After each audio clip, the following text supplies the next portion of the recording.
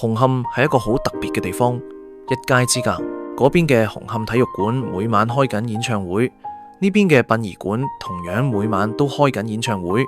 大家好，我係阿合，今次要介紹嘅係香港票房冠軍《破地獄》。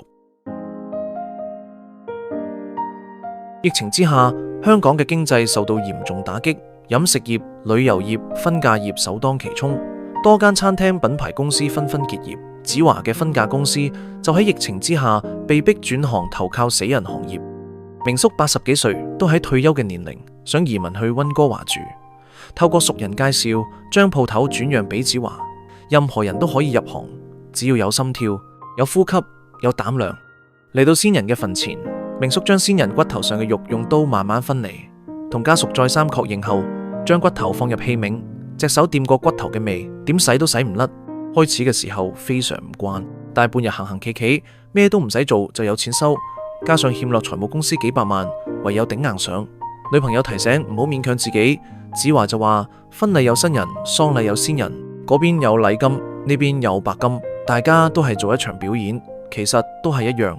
阿斌工作嘅時候睇波，文哥好唔滿意佢嘅工作態度，唔尊重份工，等於唔尊重死人。文哥雖然火爆，但喺南無佬行業入邊首屈一指，受到同行嘅尊重。明叔讚子華有責任心，話佢唔驚鬼，因為佢自己都係鬼，不過係窮鬼。但文哥就唔同意，覺得佢係3分鐘熱度，外行人好難融入殯儀行業。子華為新抱重新整理過晒，將自己認為冇用嘅嘢掉晒，想用新思維去經營死人服務業。子華負責殯儀經紀業務，而文哥就係提供勞動服務，亦即係南無佬，兩者都係不可分割嘅關係。文哥發現藤椅唔見咗，非常不滿，冇大發雷霆，反而好有禮貌咁問候子華父母。原來藤椅係文哥亡妻送嘅，好有歷史價值，所以叫人用9秒9速度去揾翻張凳翻嚟。為咗表示歉意，買咗隻燒豬上嚟。原來文哥係食齋，真係火上加油。因為重男輕女，同個女隔膜最大。文月同哥哥阿斌嘅關係都算差，食飯嘅時候從來唔講嘢。文月職業係救護員，工作期間都受到女性身份嘅歧視。有一次執行任務需要將傷者抬上擔架，但被病人家屬質疑能力。文月對於工作態度非常認真，爭取每分每秒，務求救到病人為止。因為救護員嘅身份，每日都見盡生死，所以內心非常崩潰。同一個有老婆嘅男人搭上，不求心靈上嘅解脫，只求肉體上嘅發洩，想忘記傷心事。雖然一直得唔到老豆嘅認同，但仍然默默喺背後關心佢。就算放工太夜，買唔到老豆中意食嘅合桃酥，都會係第二日馬上補翻。第一單生意，客人細佬啱啱過身，子華推介佢做新式葬禮，更現代化。人生路不熟，一嚟就遇到大問題。首先係同先人着衫，因為以往係明叔搞掂，依家自己又唔識，所以要額外請人做。知道先人中意跑車，所以訂做咗一架紙跑車，但所有人見到都呆咗。原來先人係炒同一款跑車而死。文哥覺得子華根本上冇心做，眼中只係錢，唔尊重死者。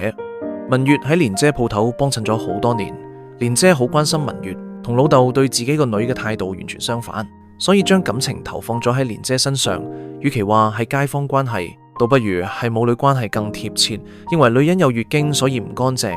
文月亦都唔係一個忍氣吞聲嘅人，遇到唔公平嘅事一定據理力爭，雖然表面強硬，但內裏非常心軟。呢方面同文哥性格十分相似。第二單生意，客人好欣賞子華嘅老實，所以決定幫襯佢。但難題係先人唔打算落葬，要一直保存屍體，希望將來科技發達可以令個仔起死回生。全個行業都當殷小姐係黐線。客人話錢唔係問題，令黃子華非常心動。文哥知道後非常不滿，有違背行業嘅傳統，仲利用牌照嘅使用權去威脅佢。另一方面，老婆要求阿斌入教會接受洗禮，因為可以增加個仔入心儀學校嘅機會。矛盾嘅係南無佬身份唔可以信其他宗教，點知俾子華偷聽到，雖然冇講出口，但從蠱惑嘅眼神同狡猾嘅笑容，已經出賣咗佢嘅意圖。打開屍體膠袋嗰陣，連阿斌做咗咁多年經驗嘅道行都頂唔順走咗。作為一個零經驗嘅新人，點處理呢？呢個時候，文哥竟然出現，過程中指導子華如何處理，搽防腐劑、包膠紙、抽真空、入袋，再放入棺材。幫佢係因為非常佩服佢嘅毅力，而且都唔想佢做壞自己嘅招牌。睇得出文哥同文月一樣口硬心軟，甄小姐流住眼淚走到棺材前面，終於得到有效嘅安置同處理。好感謝子華冇當自己係黐線婆。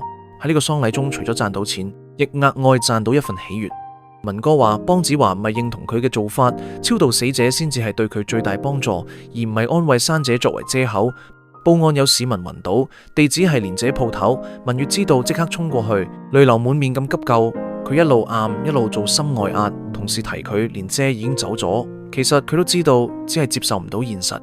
今次由子華親自處理，經過一段時間嘅磨練，知識同技巧已經完全成熟，再唔係嗰個雞手鴨腳成日撞板嘅門外漢，幫蓮姐打理得妥妥當當。文月睇住最後一個關心佢嘅人離去，非常痛心，眼淚唔可以滴落先人身上，因為先人會唔捨得。最後仲冇忘記將蓮姐佩戴多年嘅眼鏡擺埋入去棺材。文月雖然冇講出口，但係從眼神入邊睇得出好感謝子華將蓮姐送入焚化爐。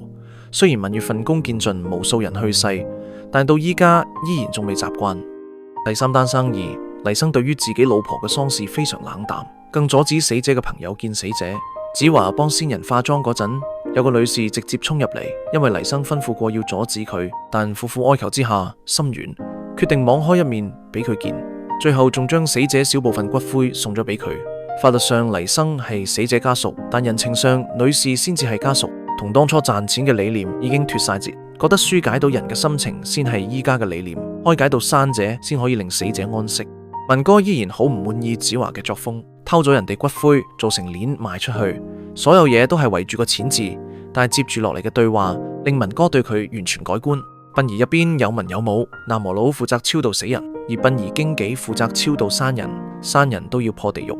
俾子華一言驚醒夢中人，完全穿透咗文哥個心。子華準備走嗰陣，竟然叫佢一齊食宵夜，仲請佢飲私人珍藏嘅大紅袍，開始慢慢接受佢。紙係包唔住火。文哥知道阿斌入咗天主教，違背祖師爺嘅忠誠，連文月都質疑阿哥行為自私，理應同文哥企埋同一陣線。但文哥竟然責怪文月多事，女人永遠冇權出聲。同一樣嘅事件，但唔同嘅對待，重男輕女嘅文化非常嚴重。文哥堅決阻止阿斌做法事，而且要求除咗件袍，覺得佢冇資格着，因太激動中埋風。文月提出點樣輪流照顧老豆嗰陣，阿斌竟然話一家三口準備移民澳洲，因為個仔入唔到心儀嘅學校，所以要到外國升學，將重任交咗俾文月。從細到大都唔中意做南和佬，俾人睇唔起，反而好羨慕阿妹自由選擇職業。文月覺得佢好自私，自己想承繼老豆衣缽，但南和佬全男不全女，重男輕女嘅問題困擾咗佢30年。但喺阿哥眼中完全唔在意。沖涼嘅時候，文月堅決要幫老豆，但換嚟嘅只係一巴掌。文月問做佢個女係咪會好丟架？文哥冇答，唔答唔係默認，而係佢心有愧，唔敢面對個女，因為從細到大都冇真正關心過佢。喺晚上，文哥將公司註冊證交咗俾子華，仲希望幫自己訂做西裝，想着下西裝嘅滋味。第二日忽然傳嚟消息，文哥已經去世，留咗封信俾子華。信入邊寫，雖然子華好感激文哥俾咗條山路佢行，但其實佢更感激子華教曉佢做殯儀嘅意義。原來生人嘅感受先係最重要。自己唔識做老豆，唔識得同子女溝通，想將殯儀喪禮交俾子華處理，希望可以幫佢超度2個仔女，等佢哋可以釋懷。子華幫文哥着上西裝同埋皮鞋，完成咗佢個西裝夢。明叔知道後，馬上從溫哥華返嚟，全香港嘅同行都嚟送佢。子華要求阿斌同文月一齊做法事，所有人聽到都好震驚，即刻反對。但其實一切都只係依照信入邊文哥嘅意思。由細到大都話女人好污糟，祖師爺唔中意，其實從來冇深究過。阿爺咁教，自己就跟住咁講。估唔到呢一番說話傷咗文月嘅心。月字是指珍寶，文月代表阿文嘅珍寶，自己並唔係一個識得表達愛意嘅老豆，希望文月原諒佢。破地獄其實就係一種救贖。逝者被打落地府，要靠呢個儀式去拯救翻佢哋。其實生人都係一樣，有好多困境要衝破。面對人生各種難題，能唔能夠跨過難以承受嘅痛苦，先至係大挑戰。如果可以幫佢哋破一次生人嘅地獄，都係一場功德。